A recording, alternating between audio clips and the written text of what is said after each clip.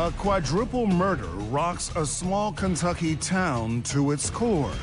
Oh, please, my brother has been shot. It was probably the worst crime scene I've seen in almost 20 years of doing this. As a mystery unravels. What would possess someone to kill a mother, a father, and a daughter? What could have happened, and why did it happen? A homegrown horror is unmasked. The way her body was found was particularly disturbing. I'll never forget that, ever. Leaving grieving relatives to seek justice. Before that, I was not a person that carried a weapon. Needless to say, things changed. There's evil in this world.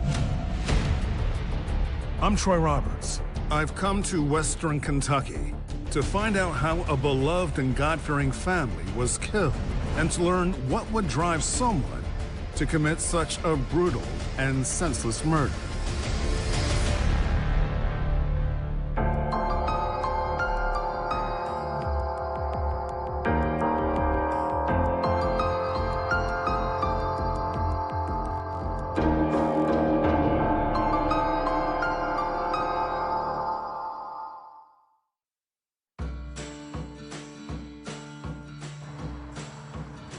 When you drive into Cadiz, Kentucky, what you notice are the rolling farms, the tobacco barns, and the mom-and-pop shops. It's a bit like driving into America's past.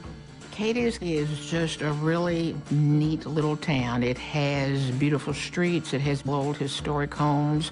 The people are very proud of their contributions to the history of Western Kentucky.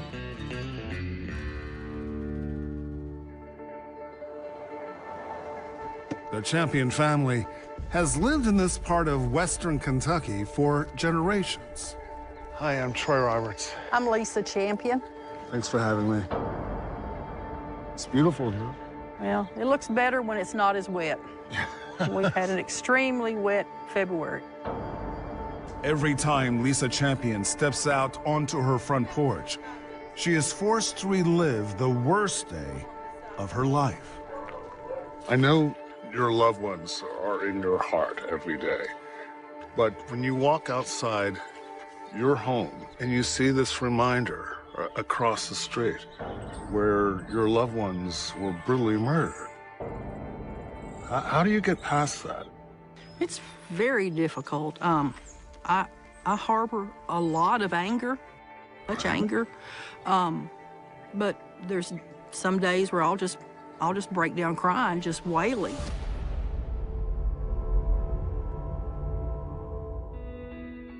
Lisa's brother, Lindsey Champion, was just a young boy when his parents moved to the family farm in the late 1950s. Lindsey and I, we had a bond because we did so much together. What kind of man was Lindsey? He was fun, he was funny. He has a very dry sense of humor. Mm-hmm. Lindsey met his wife Joy in high school. They married soon after graduation in July 1972. Tell me about your sister. She was just Joy, just like her name. She taught school, she loved her students, and she was a wonderful teacher. While Joy was in the classroom, Lindsey worked as the director of a farmers' credit union and was an elder at the family's church. He was devoted to Joy and his family. I never heard him say a bad word about anybody. Good, God-fearing people. But despite the couple's happy marriage, there was something missing in Joy's life. So she had several miscarriages. Yes, she lost a couple of babies, and it was hard. They wanted a child. So after years of trying and failing to have a baby on their own, Joy and Lindsey decided to adopt. Tell me about the arrival of Ryan. He was born in September of 1978, and they adopted him around December or January. They must have been elated. Yes, yes. And it was just like he was their own child. Lindsey and Joy doted on their son. Then, when Ryan was 5 years old, a miracle happened. Joy was able to conceive and able to carry up until full term. And Emily was born April 29th, 1983. Joy and Lindsey loved their two children and treated them equally. But like many siblings, Emily and Ryan didn't always get along perfectly. We did begin to notice that whenever Emily would get attention, then he would do whatever he had to do to get the attention away from her. That's a sibling rivalry, perhaps, that kind Perhaps of... so, yes. As the years went by, Emily and Ryan took very different paths. You know, Emily knew from an early age what she wanted to do, and she set her sail, and she accomplished what she wanted to do. But Ryan didn't seem to possess his sister's ambition. He was bright, as bright as Emily. He just didn't apply himself. Where Emily set goals and worked and studied, he didn't want to do that. In search of a purpose, Ryan joined the Army in his mid-20s. You know, his parents supported him, and they had good expectations for him, you know, and they thought the military would be a good fit for him. After almost 8 years in the military, Ryan was discharged. Now in his 30s, he moved back to Western Kentucky to the nearby city of Oak Grove. Meanwhile, after graduating from Auburn University, Emily, now 31 years old, had moved further south to Louisiana to work as a horse veterinarian at a racetrack. And Joy and Lindsay, now retired in their 60s, were enjoying their golden years. In late October 2014, Emily Champion came home to spend time with her parents. Saturday, October 25th, was a busy day for the family. Emily ran in a local marathon, and later, Joy and Lindsay attended their friend Debbie's birthday party. We had a great time. And when they got ready to leave, I hugged them, and that was the last time we saw them. That was the last time.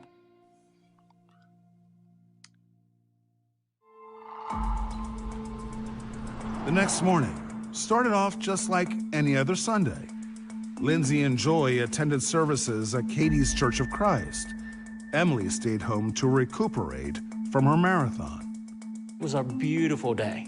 I mean, it was blue sky, fall, not a cloud in the sky. And I even said that day from the pulpit, this is going to be a great day. After church let out, the Champions returned home. Just after 11 a.m., Lindsay Champion's sister Lisa heard loud gunshots coming from her brother's house across the street. I just thought it was very unusual that time of day, and I got up and went down to the bedroom, and I heard something at my door, and it was, "Lisa, Lisa." So I come down to the hallway, and there he is at my front door. Your nephew. Right, and he's got the pistol in his hand. His wrists were taped with just a small amount of duct tape around his wrist, and he's saying, "Call 911." And ma'am, what's your emergency? My nephew, Ryan Champion, just came to my door, and his wrists have been tied with duct tape, and I haven't been able to find out what's wrong. He doesn't appear to be injured, but I don't know what's happened. While still on the line with the dispatcher, Lisa was able to get a bit more information from Ryan. And he said, this guy that liked Emily busted into the house. And I said, do we need an ambulance? And he said, yeah, we need an ambulance. Okay, ma'am, where would I be sending the ambulance to? Right across the road. I'm gonna go over there with him, okay? Okay, ma'am. So I cut the tape off of his wrist. And I say, well, we're going over there. And so we drive over to the house. And I just say, well, where is everybody? And he just says, they're in there. And I said, what do you mean they're in there? And he said, you don't want to go in there. So at that point, I get out of the truck, I go to the door, and there's a bullet hole. And open the door. 911, where's your emergency? Oh, please, my brother has been shot, and his wife, Joy. My nephew is here, and my niece has been shot. Oh, please. He's been evil. Evil? Yes. What would you call somebody that murdered your family? We told her she was under arrest, and she said she wasn't. She wasn't.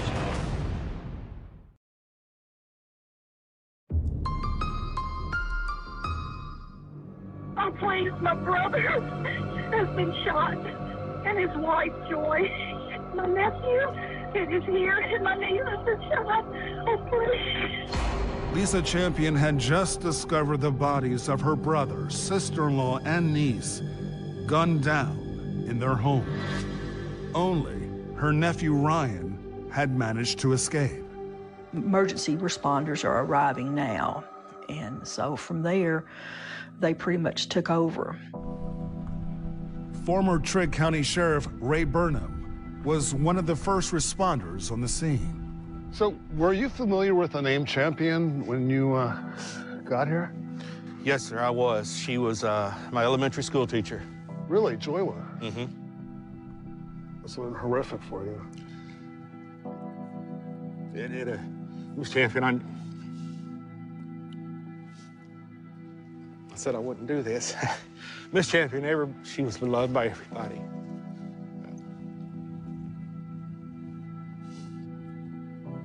She was a great teacher. Everybody thought a lot of her. Mr. Champion, I knew him. I did not know him as well. And Emily, I knew her, but did not know her as well. Still to this day, it's raw. It's the first time back since that day. In need of additional assistance, the sheriff's office called in the Kentucky State Police to help with the investigation. It was probably the worst crime scene I've seen in almost 20 years of doing this. It was an indoor-outdoor scene, and outside was the father. He had obvious gunshot wounds to his head. He was out on a concrete landing off the side of the house. And once you went inside, what did you see? Saw a girl around the other side of the wall that was duct taped up over her face, from her nose to the bottom of her chin, duct tape, probably 7 or 8 times around. Hands duct taped together, real thick. Feet duct taped together as well, and 2 bullet holes in her head. That was Emily? That was Emily, yes, sir. And then Joy, where she was shot, was the front of her face, and she was laying slumped over face down. In addition to the 3 members of the Champion family, police also discovered a 4th body inside the house, an unidentified male. I was thinking, who would do this? Who would come in there and do this to this family, and who was the guy laying on the floor? In search of answers, Sergeant Miller went back outside to speak with the tragedy's sole survivor. Ryan said he had been at his parents' home with his sister when suddenly they heard someone enter the house. Ryan said that he and Emily were in the living room, and he heard somebody come in, and they both thought that it was their parents home early from church. But it wasn't Lindsay and Joy. It was a man Ryan recognized. His name was Vito Reservato. Vito came all the way, and he had a handgun and a roll of duct tape, one in each hand. Ryan didn't seem to know much about Vito, only that they had met just days earlier, and Vito had quickly become obsessed with his sister Emily. According to Ryan, Vito put the gun on Ryan and said, if you do something stupid, I'm going to hurt your sister. And he said that Vito taped him up and told him, don't move, don't do anything stupid. I'm not going to hurt anybody. And then taped up Emily. The parents arrive at the house, and what happens next? Vito took off running. He went out the side door. A moment later, Ryan said he heard gunshots outside. And what happened next? Vito came running back and ran past Ryan, and he said he immediately put the gun on Emily and shot twice. Still bound to the chair, Emily Champion was executed with 2 gunshots to her head. Ryan said that's when Vito turned the gun on him. And that's when Ryan made his move and fight the gun away from him and shoot him 1 time in the head. And he said it was over with at that point. What Ryan couldn't explain was Vito's motive. What reason could Vito have had to kill the Champion family? As Ryan recounted his ordeal, word of the murders began to spread around the small, close-knit town. Friends and family were already rushing to the scene. When we got there was yellow tape and police, and Lisa told me that Joy and Lindsay was dead, that they'd been shot. And I remember screaming. And a few minutes later, I said, "Where's Emily?" And she said, "She's there too." And then I said, "Where's Ryan?" And she said, "He's in the ambulance over there." I said, "Is he hurt?" And she said, "No." And that was all the details I knew at that time. So what was your gut telling you? I was in shock. I just couldn't think beyond that they were gone, and I just couldn't believe it. You know, what could have happened? And why did it happen? That was exactly what investigators wanted to find out. Did the Champions have any known enemies? None. I never could find anybody to ever say a bad thing about them. Just good people. As members of the community rallied around Ryan, investigators determined that the alleged shooter, Vito Reservato, was a 22-year-old local. He had this ID on his person, and you'll notice he has got a very distinct birthmark on his face, and so they were able to identify him. Vito Reservato? Yes. Who was he? Can't really tell you a whole lot about Vito's background. I know he had a young child. When this happened, friends and people who knew of Vito were shocked that he was engaged in this kind of behavior. Any criminal past? No criminal past. Investigators wondered, why would a young man with no record suddenly snap and kill an entire family? They also had a long list of questions for the one person who managed to escape the scene completely unharmed. Why is he not injured? Why does he not have any marks on him at all? How is that possible?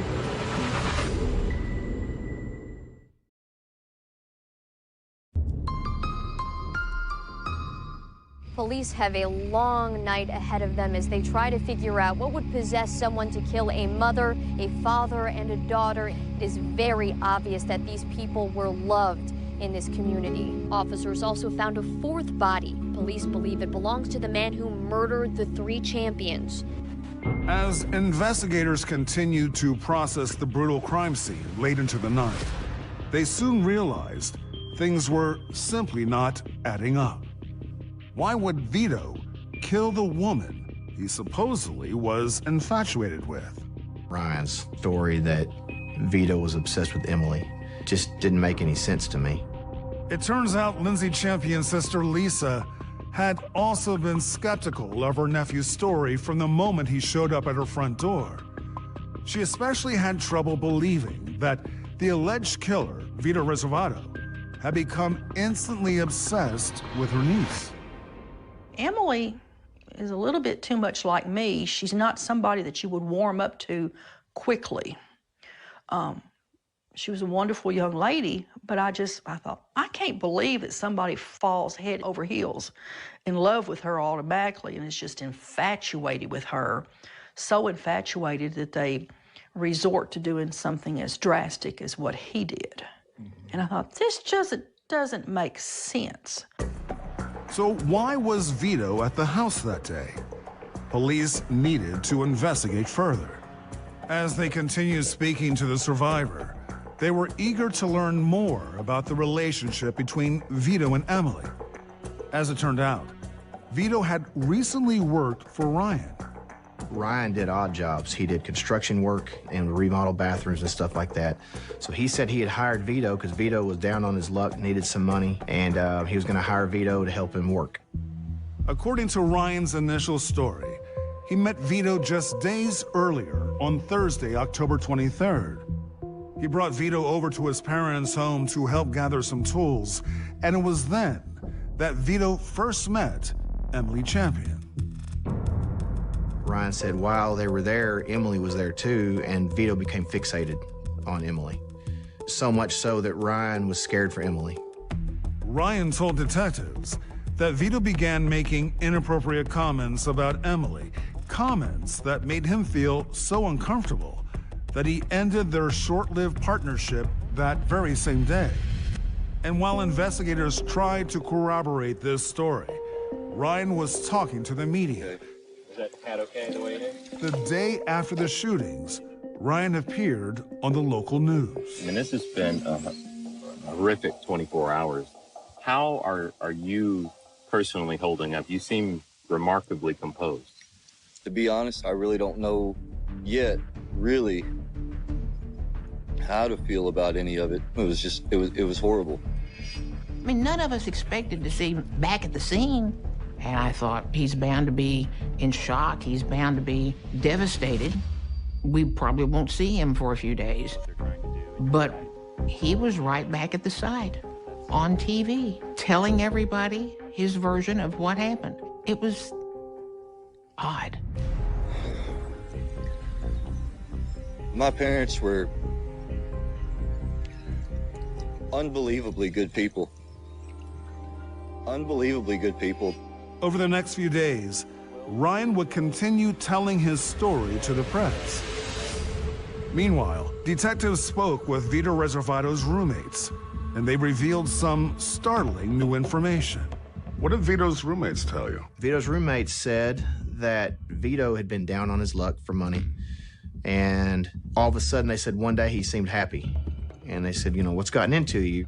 And they said, somebody's hired me. I've got a job to do. You know, my baby will be taken care of and I'll be taken care of. According to Vito's roommates, this mysterious new job was going to pay Vito $30,000.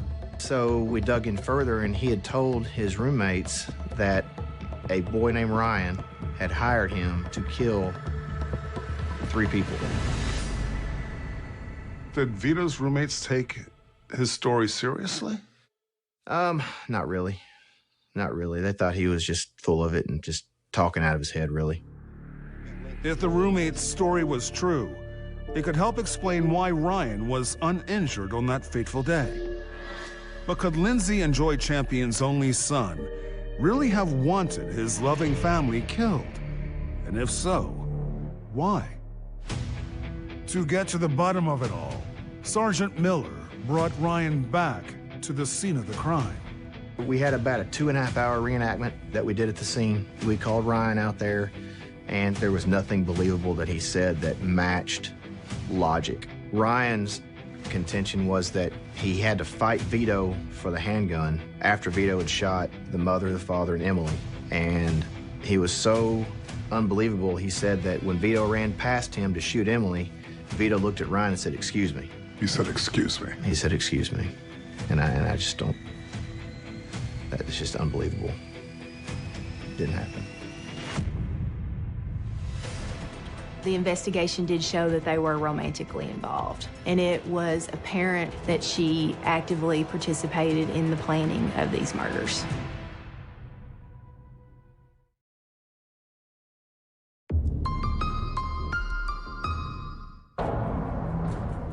After receiving an influx of alarming information, detectives were taking a closer look at Ryan Champion. So 3 days after the murders, they had him reenact the crime the way he claimed it had gone down. Ryan's contention was that he had to fight Vito for the handgun after Vito had shot the mother, the father, and Emily. He said that's when he came to me and put the gun in my face and realized that the gun had run dry. And he dropped the empty mag and put a new magazine in the gun, racked the slide forward, and that's when Ryan made his move.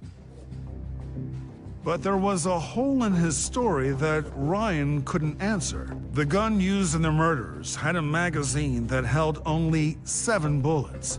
4 bullets had been spent shooting at Lindsay, 2 at Joy, then another 4 at Emily, for a total of 10 bullets. Simple math was a big problem for Ryan because the magazine only held 7 rounds, so Vito was not reloading when he took the gun from him. And so I told him that, and he said, "That's not possible." And I said, "Ryan, it's simple math." And he said, "I don't know what to say to that." And I said, I bet you don't. After Ryan's reenactment, Police brought him to the station for more questioning. We sat there and talked for, it seemed like a 3-hour interview. It was an interview that turned into an interrogation. And we had a couple words, and he just looked at me. And he said, I didn't kill my family. And I said, Ryan, it's not a question at this point. I know you killed your family, and we're going to prove you killed your family. But in order to arrest Ryan, Kentucky State Police needed additional evidence to prove that his son would kill his entire family without a clear motive. So detectives dug deeper, turning their attention to the duct tape that was used to bind the victims. Well, Ryan contended in every interview that he was taped up first because he was the biggest threat to Vito.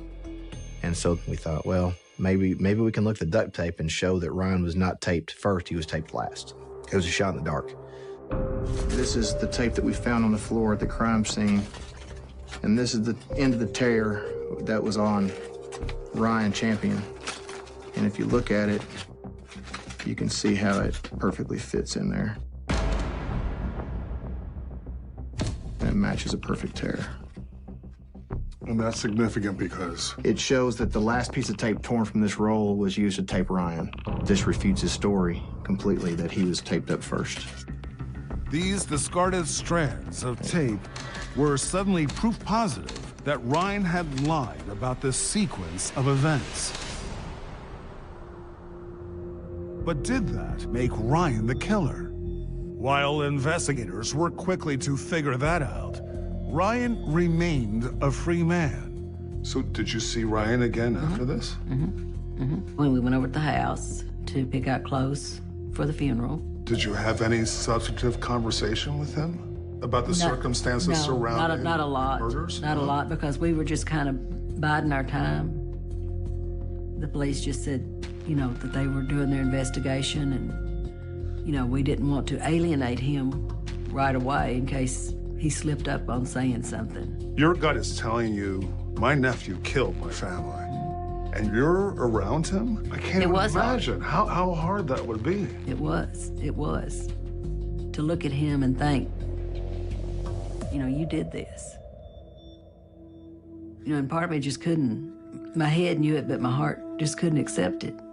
That someone we loved and raised could do that. Did you fear for your safety in the days after? Sure. Before that, I was not a person that carried a weapon. Needless to say, things changed. On October 31st, 5 days after the murders, the Champion family gathered to make funeral arrangements for Lindsay, Joy, and Emily. We had to go to the funeral home, and it was discussed with the funeral home director. We were concerned about the safety of everybody because he was still on the loose. You know, if he would murder Joy, Lindsay, and Emily, and Vito, who's next? What else would he do? Police weren't going to wait to find out. The duct tape was enough to put it over the edge to get probable cause for the arrest.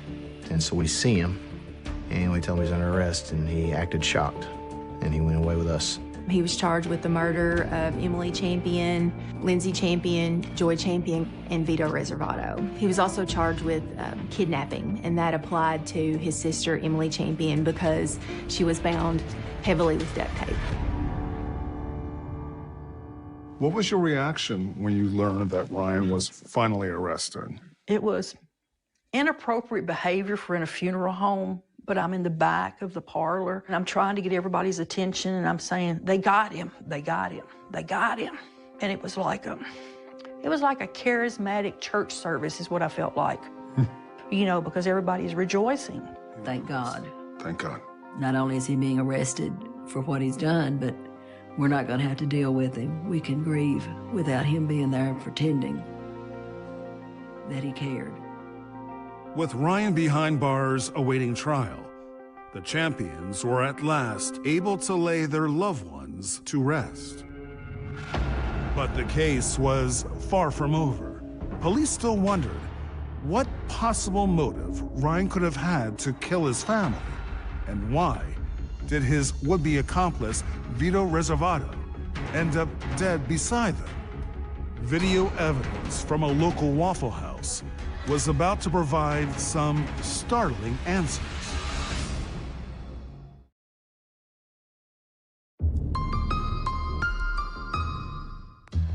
Ryan Champion had just been arrested and charged for the murders of his mother, father, sister, and his one-time employee, Vito Reservato. But investigators still didn't understand what role 22-year-old Vito played in the murders until an unexpected tip came in from a few towns over. We got a phone call from a gentleman that frequents the Waffle House in the neighboring town of Oak Grove. And this gentleman said that he knew the Champion family, and he thought that he saw Ryan and Vito and some woman that he didn't know who she was at the Waffle House a few days before the murders happened, eating together. So we thought, let's go check it out.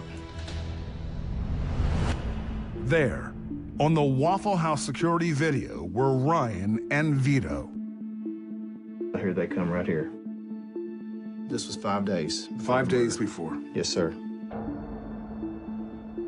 At this time, Ryan Champion was only claiming to have known Vito Reservato since Thursday, and the murders happened on a Sunday. So obviously, he had known Vito longer than what he indicated to the police. And police were also surprised that they were joined at the restaurant by a third person, who they would come to identify as Ann Plotkin. How did you learn about Ann Plotkin? The day that Ryan was interviewed first, which was the day that the murders occurred, he threw out Ann Plotkin's name to basically solidify his story that Vito was obsessed with Emily. And he said that we need to go talk to Ann because Ann will tell you the same thing. Ann knows Vito because Vito dated Ann's daughter. So Ann will have information if you go talk to her, so that's what we did. Tell me a little bit about Ann Plotkin. Ann Plotkin and Ryan Champion had known each other for years. She was a advocate for Ryan Champion in the days following the murders. I don't understand it. I really don't, because I know Ryan and no. There is no way.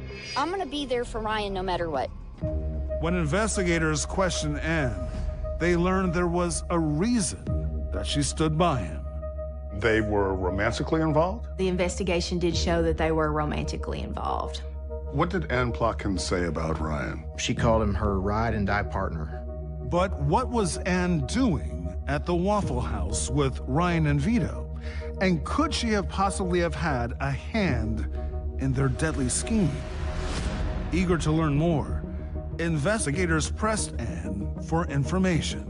We wanted to talk to her specifically about her phone. We wanted to know if there were messages between Vito and her and Ryan on her phone.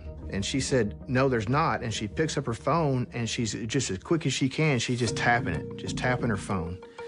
And I stood up and got over behind her and said, are you deleting stuff? Because if she's deleting stuff, we've got to take her phone to preserve the evidence. Ann's attempt at deception had just unwittingly turned her from a witness into a suspect. Investigators promptly secured search warrants for phone records and Facebook accounts. We were able to get Facebook records from Ryan Champion's account, Vito Reservato's account, and Ann Plotkin's account. We were also able to get call logs from phone companies of each individual. What did the social media posts and communications reveal? It painted a very clear picture that Ann was the middle person, the go-between for Ryan and Vito. If Vito needed to tell Ryan something, they never would directly call or text or Facebook one another. Anytime they needed to contact one another, they would go through Ann. And it was apparent once those were received that Ann Plotkin actively participated in the planning of these murders. In early February 2015, investigators secured a warrant for Ann Plotkin's arrest.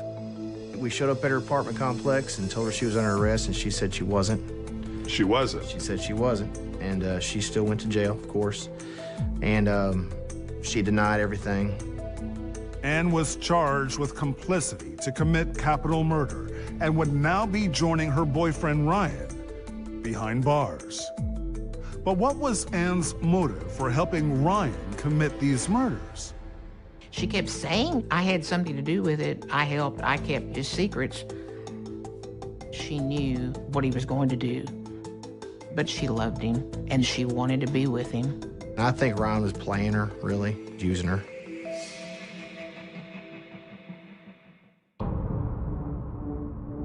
As for Vito Reservato, the man who was both accomplice and victim, his motive, too, was plain to see. Vito had bills to pay and a family to take care of.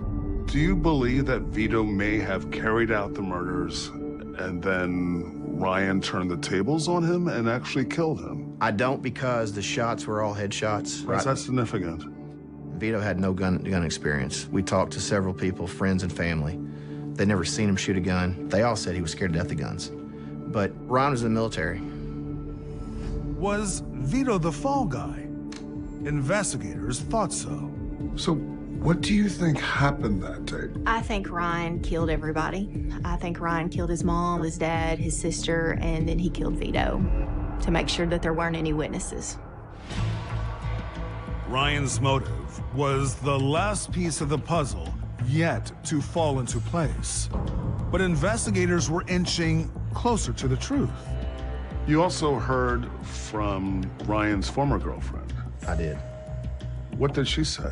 She said anytime his parents were mentioned, he would get fighting mad. His face would get red, he'd start cussing, start shaking. She said that he hated his family. She thought it's because he felt belittled because I guess, you know, Emily was a very successful equine veterinarian. But then you have Ryan, who really couldn't hold a job.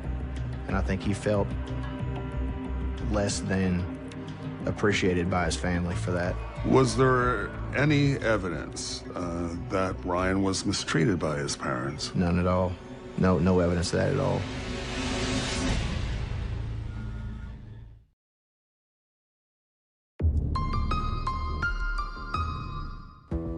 Investigators were confident that they had built an airtight case against Ryan Champion for the murders of his family and Vito Reservato. And after speaking with Ryan's family, they learned of a deeply rooted animosity, which may have been behind his actions. What is behind this hatred? Ryan Champion was jealous of his sister, Emily Champion. The Champions treated Ryan exactly like they treated Emily from everything that I was ever told, but Ryan, for some reason, believed that they favored Emily. Why would Ryan be jealous of his own sister? Because she was successful. She had a good job, loving what she was doing, and he felt like he had nothing. Did he believe that Lindsay and Joy loved Emily more than him? I don't know what he thought. They didn't. They loved them both. But it wasn't just hate that led Ryan to kill his family. He may have also been motivated by greed. Some members of the Champion family believe that Ryan wanted his parents' estate for himself. He wanted to inherit everything that, you know, he would have Easy Street for a while. He'd have a house and some land and a little money, and, you know, he wouldn't have to work. And there was an incident just days before the murders that may have finally pushed Ryan's long-simmering hatred for his family over the edge. The Champions were going to do an addition on their property. Ryan wanted to do that addition because he did do carpentry work. Lindsay and Joy did not hire Ryan to Absolutely not. Why? That was way beyond his capabilities. Did that anger Ryan? I'm sure it did. In December 2016, 2 years after Ryan Champion was charged with murdering his family, prosecutor Carrie Ovey-Wiggins was preparing for trial. So we're going to seek the death penalty. Correct, but short of trial, we were able to reach an agreement for the penalty of life without parole for Ryan Champion.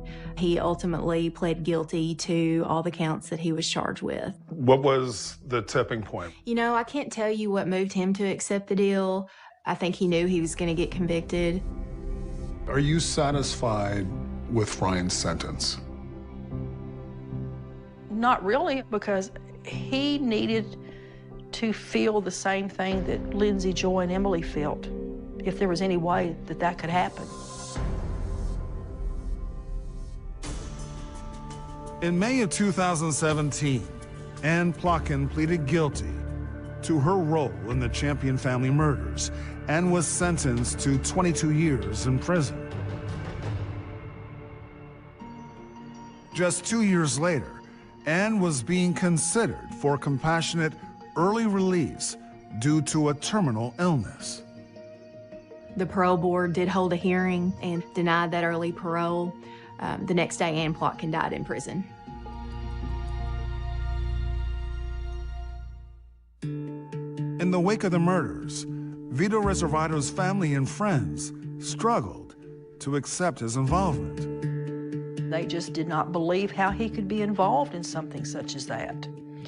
And I can understand, because they didn't have all the details. Had they had all the details, they would probably think, what in the world possessed this guy to go along with this fool in this scheme? And as for Ryan, despite accepting the plea, he has never admitted to the slayings or expressed remorse. I have a hard time even referring to Ryan by his name. So he's been evil for the past 4 years. You call Ryan evil? Yes. What would you call somebody that murdered your family? I just feel like that the devil just crawled up in his body and just took control of him. He's just pure evil. The cemetery is right up here on the right. Have you been there? No. Did you want to circle through? Sure. For the surviving family members, the unimaginable loss of Lindsay, Joy, and Emily Champion is something they continue to struggle with each and every day. How often do you visit? Several times a week, and I usually come at night so that people don't see me, because I just like to be alone. What do you say when you're here? I just say that I'm sorry, and justice will be done. You have a 10-month-old great-granddaughter. Great-granddaughter. When she's old enough to understand, how will you explain? There's evil in this world. That man is given free will, even to commit evil. And of course, we talk about Joy all the time, or Lindsay and Emily. So she'll grow up knowing about them. And she looks like Joy, so. She does? Yeah. So you have that reminder of your sister? I'm sorry you're still in so much pain. I'm sorry you're still in so much pain. It gets better a little bit, but it will never be over. Ever.